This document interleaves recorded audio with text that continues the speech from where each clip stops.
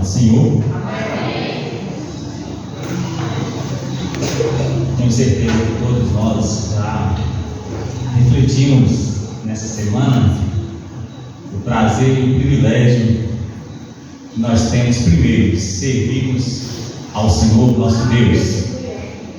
Isso já é o maior privilégio que alguém pode ter, é ele ser cristão, renunciar às coisas do mundo, entregar com toda coragem a sua vida ao Senhor Jesus. Mas também nós temos a alegria de ser participantes da Igreja Assembleia de Deus. Já foi falado no decorrer da semana, já ouvimos hoje que nós comemoramos os 113 anos de existência da Assembleia de Deus em nosso país. Eu quero apenas ser o precursor aqui do nosso irmão Wallace, que ele vai falar sobre a história da nossa igreja.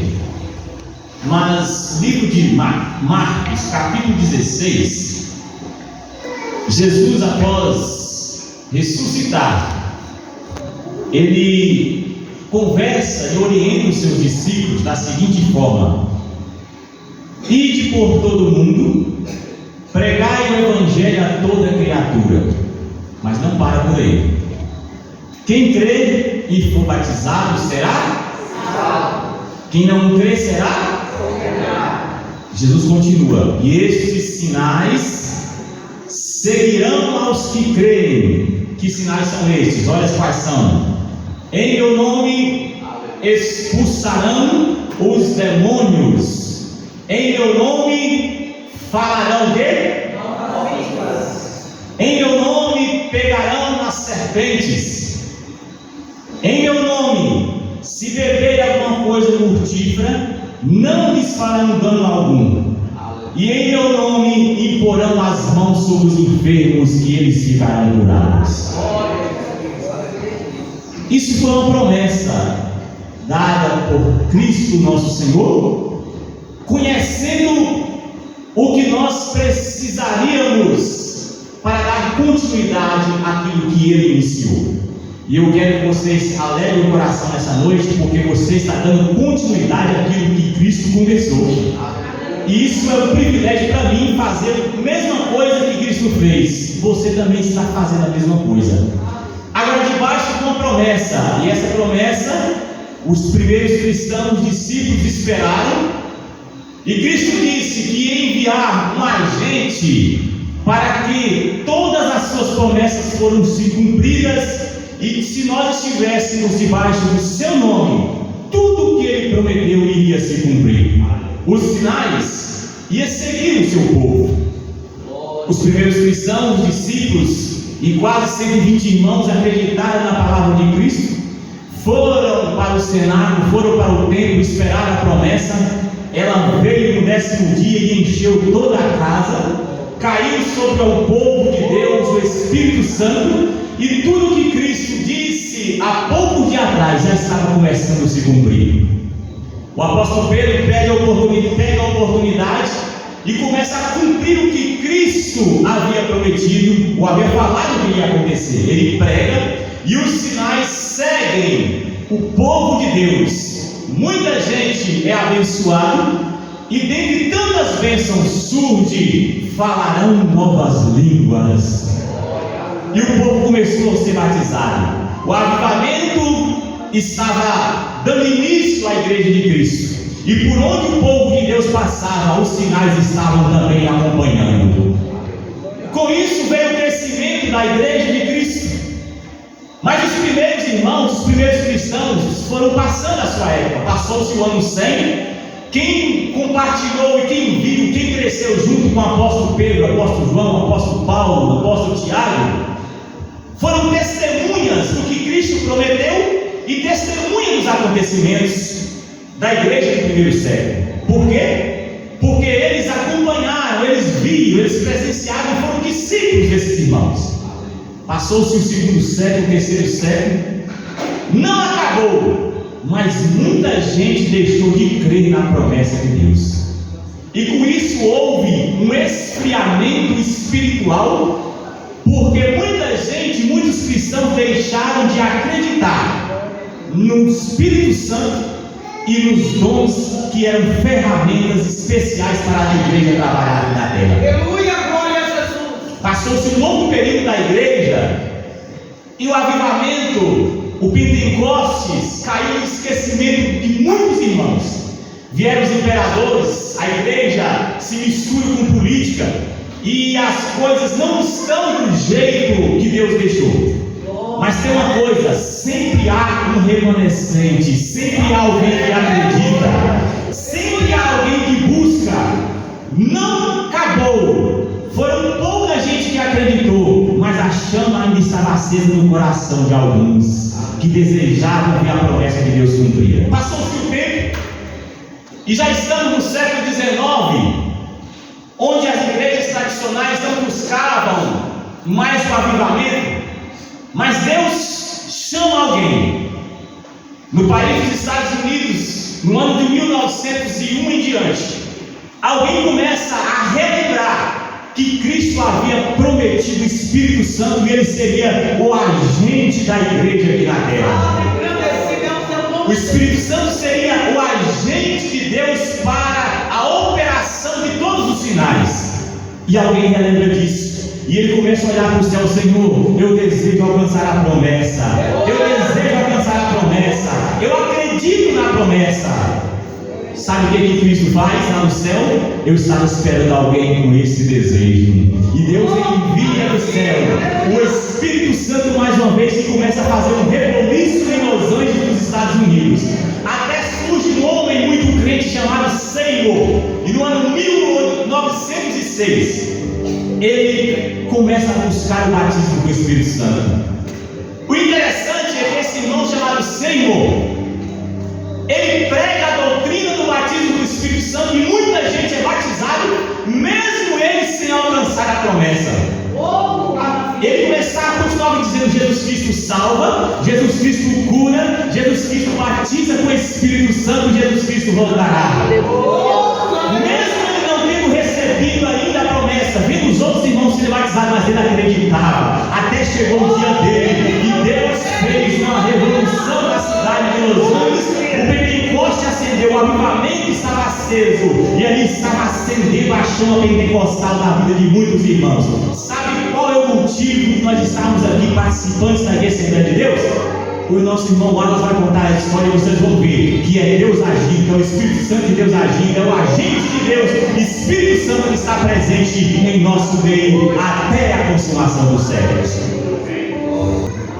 A gente até que poderia fazer um breve resumo da nossa história como assembleiano, mas esse relato, ele é um relato minucioso, que quem sabe você ainda não conhece a história, alguns detalhes de uma história tão ampla que eu faço parte dela, você também faz parte da mesma nos nossos dias.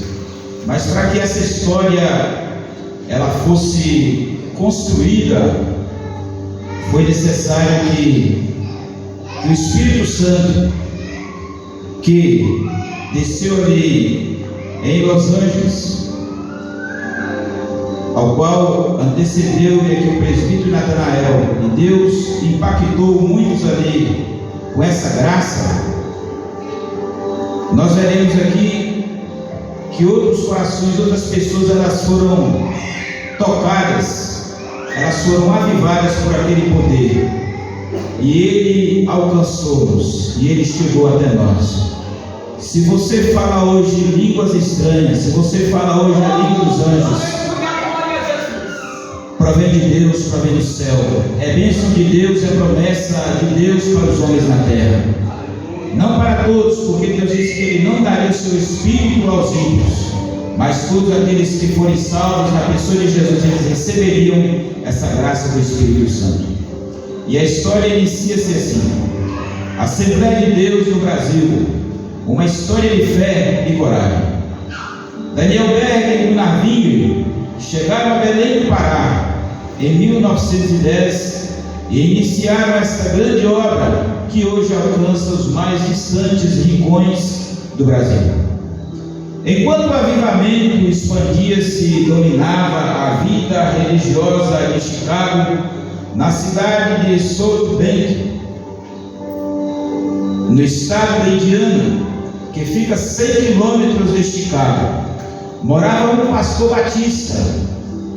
Não era a Assembleia de Deus, que se chamava Gunnar Wingre. Observe, olha que detalhe importante.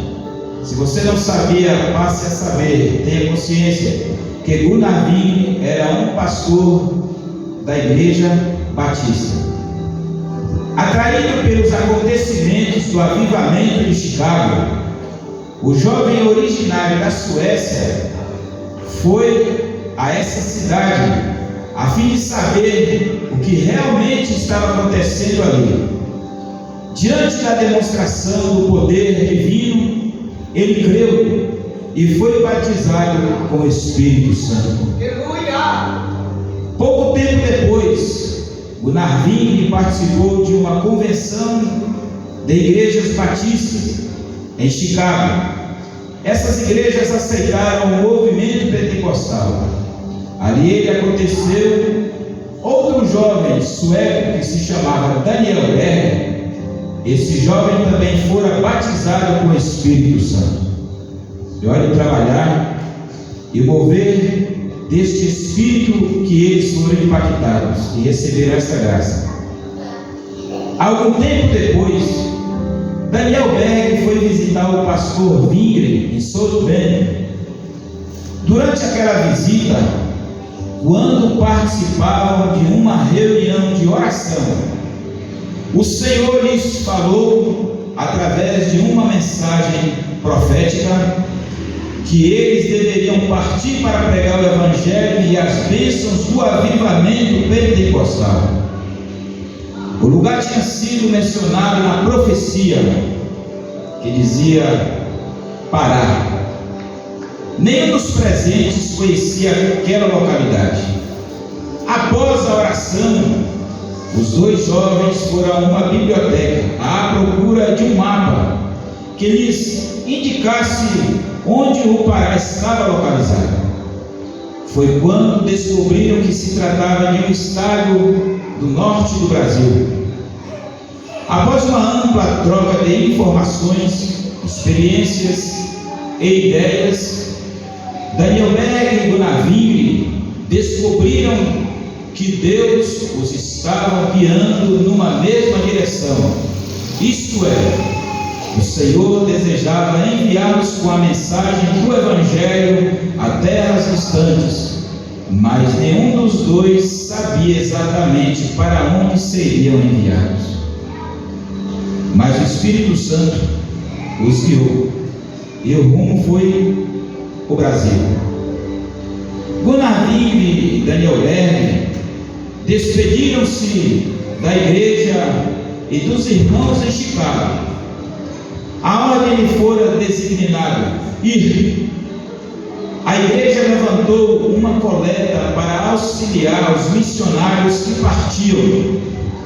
A quantia que lhes foi entregue só deu para a compra de 2 passagens até Nova York. Quando lá chegassem, eles não sabiam como conseguiriam dinheiro para comprar mais 2 passagens até o Pará. Porém, esse detalhe não os abalou em nada, nem os deteve. Em Chicago, a esperança de mais recursos. Tinham convicção de que haviam sido convocados por Deus. Portanto, era da total responsabilidade e especialidade de Deus fazer com que os recursos materiais inexistentes necessários à viagem surgissem. Chegaram à grande metrópole, Nova York, sem conhecer ninguém e sem dinheiro para continuar a viagem. Os 2 missionários caminhavam por uma das ruas de Nova York, quando encontraram um negociante que conhecia o jovem Gunnar. Na noite anterior, enquanto em oração, aquele negociante sentira que deveria certa quantia ao irmão Vigre. Pela manhã, aquele homem colocou a referida importância em um envelope para mandá-la pelo correio. Mas enquanto estava caminhando para executar aquela tarefa, viu os dois enviados do Senhor surgirem à sua frente. Surpreso ao ver a maneira especial como Deus trabalhava, o comerciante contou-lhe sua experiência e entregou-lhe o envelope. Quando o irmão Vigre abriu o envelope, encontrou dentro dele $90, exatamente o preço de 2 passagens até o Pará. No dia 5 de novembro de 1910, os missionários Daniel, Berg e Gunnar Vigre deixaram Nova York a bordo do navio Clemente, com destino a Belém do Pará.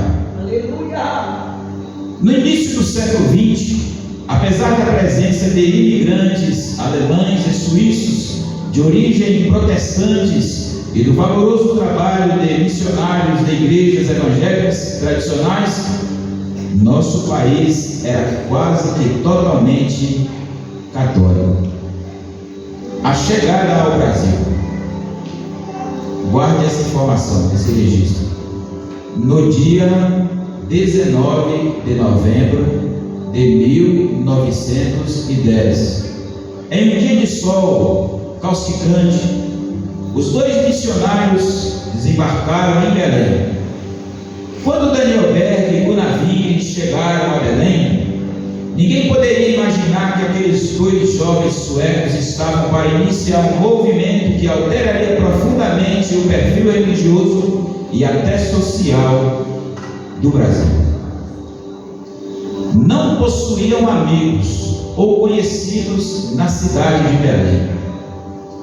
Não traziam o endereço de alguém que os acolhesse ou orientasse. Carregando suas malas, enveredaram por uma rua.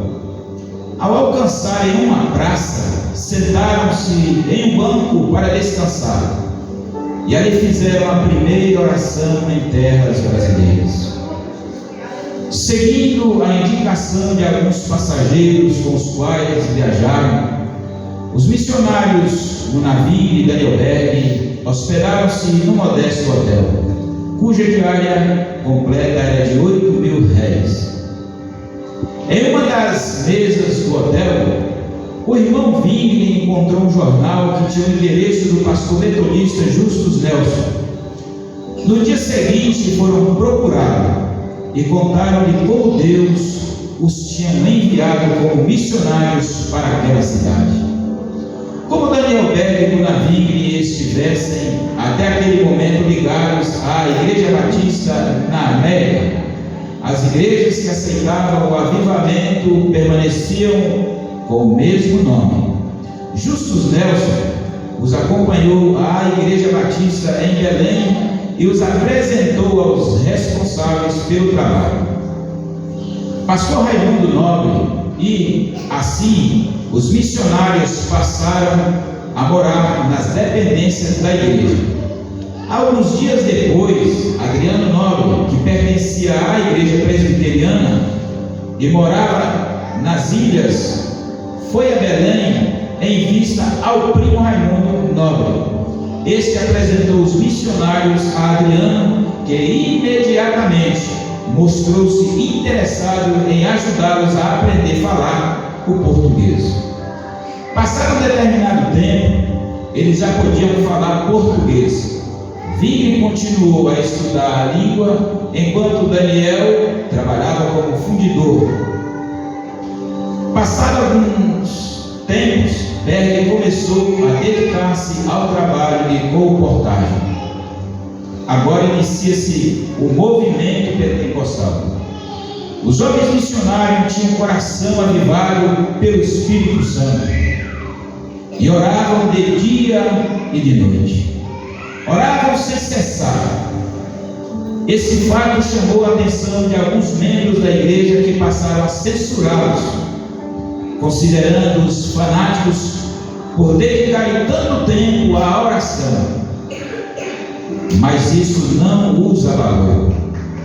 Com desenvoltura e eloquência, continuaram a pregar a salvação em Cristo Jesus e o batismo com o Espírito Santo, sempre alicerçados nas Escrituras. Todavia, como resultado daquelas orações, alguns membros daquela igreja batista creram nas verdades do Evangelho completo que os missionários anunciaram. Os primeiros a declararem publicamente sua crença nas promessas divinas foram, quem declarou, ou quem foram as primeiras pessoas a declararem publicamente, em meio à sociedade, sua crença nas promessas divinas? Duas irmãs, Celina Albuquerque e Maria Nazaré. Elas não somente creram, mas resolveram permanecer em oração até que Deus as batizasse com o Espírito Santo, conforme o que está registrado em Atos dos Apóstolos 2, verso 39. Numa quinta-feira, à 1h da manhã, de 2 de junho de 1911, na rua Siqueira Mendes, de número 67, para que não haja dúvida, na cidade de Belém, Celina de Albuquerque, enquanto orava, foi batizada com o Espírito Santo. Após o batismo daquela irmã, começaria a luta acirrada. Na igreja batista, alguns creram, porém outros não se predispuseram sequer a compreender a doutrina do Espírito Santo. Portanto, dois partidos estavam criados. Devido a este movimento pentecostal, Daniel Berg, Gunavim e mais de 17 simpatizantes foram expulsos da igreja batista. No dia 13 de junho de 1911, na mesma noite da expulsão, ao chegarem à casa da irmã Celina, na rua Siqueira Mendes, de número 67, os irmãos resolveram passar a se congregar ali, o que normalmente foi feito pelo espaço de mais ou menos 3 meses, com cultos dirigidos pelo missionário Vigre e pelo irmão Plácido. Daniel Berg pouco falava, por ainda estar atrasado no aprendizado da nossa língua. A fundição da primeira Assembleia de Deus. Aqui começa a história, o surgimento, a sua história. Disso tudo surgiu a necessidade de que o trabalho fosse organizado como igreja, o que se deu a 18 de junho de 1911, quando, por deliberação unânime, foi fundada a Assembleia de Deus no Brasil, tendo em Daniel Berg e Gunavigre os primeiros orientadores. O termo Assembleia de Deus, dado à denominação, não tem uma origem definida entre nós. Ponto. Entretanto, sugere-se estar ligado às igrejas que na América do Norte professam a mesma doutrina e recebem a designação de Assembleia de Deus ou Igreja Pentecostal. Sobre a questão, é aceitável o seguinte testemunho do irmão Manuel Rodrigues. Estou perfeitamente lembrado da primeira vez que se tocou nesse assunto. Tínhamos saído de um culto na Vila Coroa. Estávamos na parada de bonde Bernal de Couto, com a Santa Casa de Misericórdia. O irmão Vigre perguntou-nos que nome deveria dar-se à igreja, explicando que na América do Norte usavam o termo Assembleia de Deus ou Igreja Pentecostal. Ali, todos reunidos, em um consenso, eles decidiram por intitular onde eles congregavam, e a partir dali seria uma igreja, de Assembleia de Deus. Essa é a história da Assembleia de Deus no Brasil.